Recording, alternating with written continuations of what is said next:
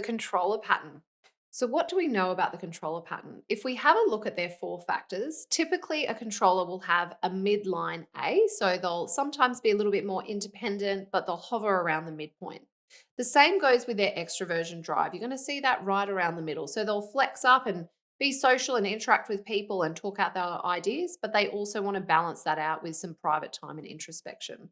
They typically want to work quite quickly because of their low patience drive, and they have their highest drive will be their formality drive. So for the controller pattern, they want to work quickly with that high formality, and typically that will see them be quite meticulous around their own role.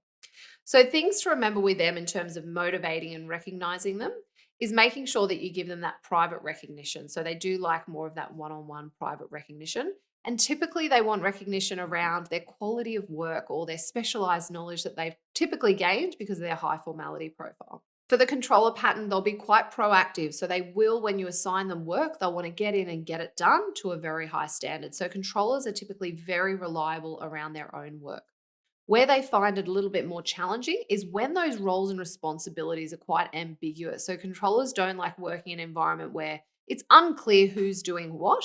They're very good at organizing others though. So if you've got a project or a piece of work that is a little bit unclear, we find controllers are really great at mapping that out and then reassigning tasks. So they make for great project managers around those tasks and activities that might happen in your business. If you're coaching a controller, what you can do to support them and coach them is to help them become a little bit more open to those risk components at work. For them, they do want to make sure their job is done to a very high standard and they'll have a lower risk profile.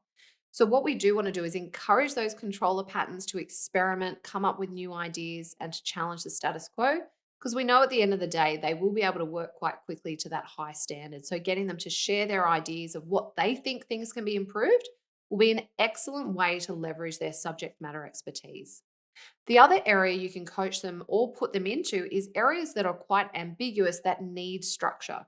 So if you've got a role in the team that or a task in the team that's quite unclear, you can typically put a controller in there and they will find structure and order where there is none. So again, a great strength of the controller pattern. So hopefully this has been really helpful and you've got some good insight into the controller pattern.